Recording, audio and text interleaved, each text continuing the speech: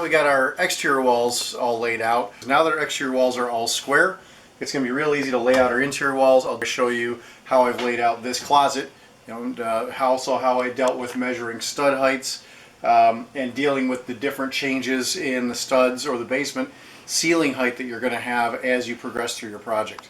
So here I'm going to build a closet. It's going to be a square closet coming right off of this corner over here. I'm just going to show you quick how I'm measuring off the closet to try to keep it straight and square, how I'm locating the doors. We'll go from there.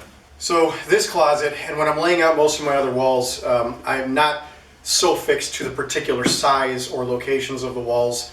If your plans really demand that your walls have to be to a specific dimension, you'd lay it out accordingly. In this project, I'm not so tight on those dimensions. I'm going to try to use studs that are already in places to locate my walls, because whether it's plus or minus an inch or two here or there, it really isn't going to matter for my purposes. In this case, closet's going to fill in this area. I could make the closet as deep as I want here. I could come as shallow as I want. My limiting area over here in terms of the length of the closet, I don't want to go out past this HVAC duct, so I'm going to keep it inside of this stud. By keeping it inside of this stud and laying out my wall here in this area, my exterior closet wall here, I'm going to be able to use this stud as the corner for my drywall. Then I'll have my interior wall here, and I'll just need to locate one more stud. So as opposed to locating a wall in the middle here, where I'm going to need two studs to be able to support my drywall, I'm going to take it right up to the edge of this stud. I've already got one in there. Makes it clean and simple. That difference of 2-3 inches from the dimension I'm going to need to get to this stud versus keeping a rounded dimension or to a 4 feet exact measurement, for example, I'm really not worried about it. This is going to end up being 53 inches to this stud instead of holding it to 48, which is somewhere in the middle here. I actually gain a couple extra inches on the closet, and with the length I'm going to have on this project, it's no big deal. So I'm going to show quickly how I'm going to lay out these walls, or how I lay out my walls. Again, we know that we're working on the long wall from that stud. I know my measurement already from the corner to the inside of that stud is 53 inches. What I'm going to do here is work to the outside of this stud as well. So this is going to be the interior stud of my closet. I'm going to have my wall, my front wall running from here, 3.5 inches from there, and I will have my exterior stud that I'll put over here. That dimension I know just happens to be 37 1/8. So what I'll do here is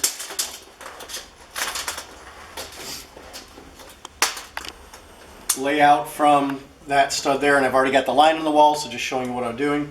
So I'm going to measure 37 1/8. That's 3.5 inches from the inside of this stud, okay, for my top and bottom plate and for the width of my studs. So come here to 37 1/2. I'm going to do the same thing on the other side. From there, measuring just, trying to keep it relatively in line with where that stud's going to be. I'm going to measure 37 1/8. Sorry, I think I said 37 1/2 back there, but 37 1/8 is my measurement here. Okay, and I'll make that mark first.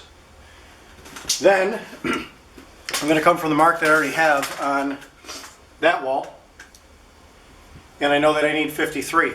So I'm going to mark my 53. Essentially what I end up with is my corner. And I've marked also at the far end here and at the far end here. What I'll do then is take my straight edge, line it up on the mark, line it up on this corner, and I draw a line all the way down, and that marks the outside boundary of my bottom plate. Same thing on this side. Line it up, I'll draw my line across, and that marks the outside boundary on this bottom plate. To locate my door, in this case, my door is going to be along this wall.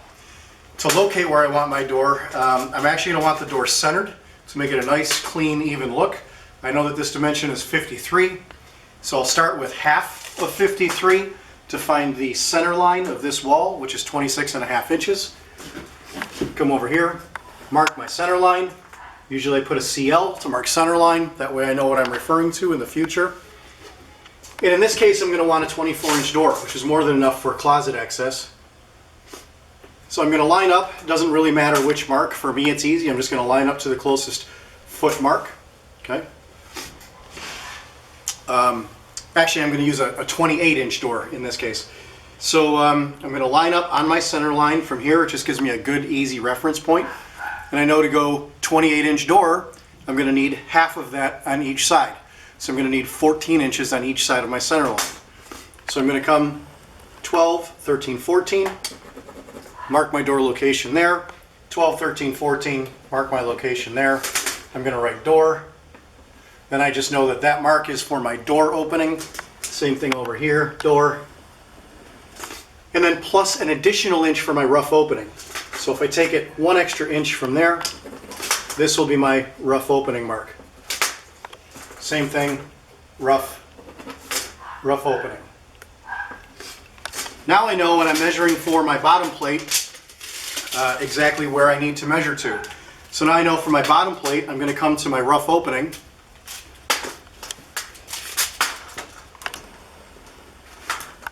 So from this edge of the bottom plate of this wall to where I need my bottom plate to be here is 11.5.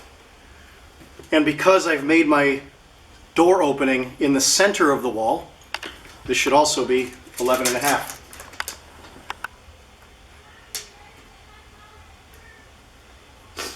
Right there. So now I'm going to cut two 11.5 sections for the ends of my bottom plate. The other option, which I actually like to do, is I'll cut my bottom plate the full length. Even though I have a door and that bottom plate is going to be cut out here, I'm actually going to build my bottom plate to start with for framing. I'm going to build a full bottom plate all the way across. What that does is it allows me to then make sure that that wall is in line and it's square across this entire length.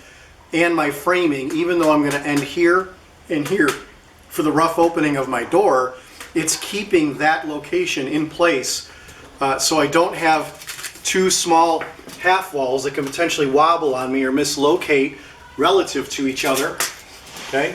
And then I've got two walls that are somewhat out of alignment.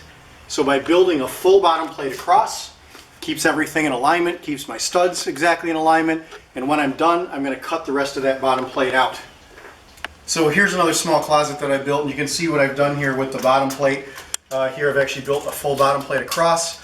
Helps to make sure that this stud and this stud are in correct alignment at the bottom of the floor, right along, if you can see the red mark there, where I made my line for the outside boundary. And when I'm done, I'm going to cut this bottom plate out to be able to open up my doorway. You can see I've already done that over here.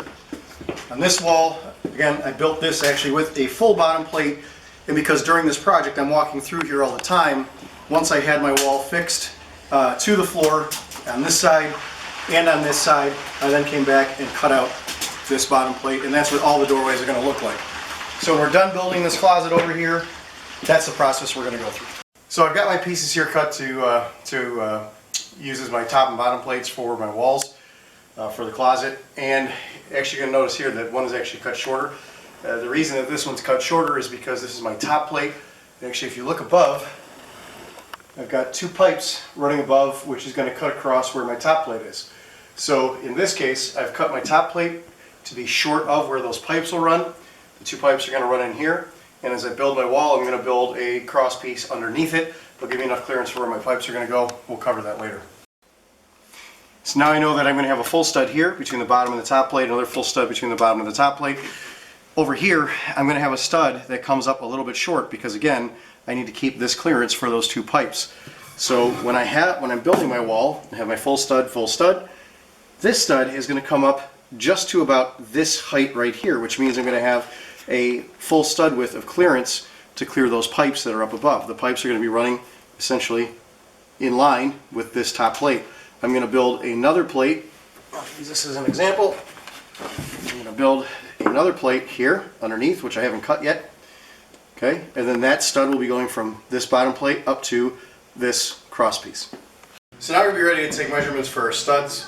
There's a couple ways to do this when you're working in a basement and you have uneven floor, maybe even an uneven overhead space. In a basement here, you're going to have a couple things playing against you.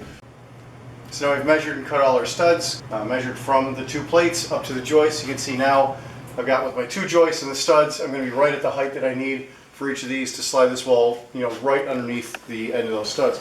So now we'll build our wall.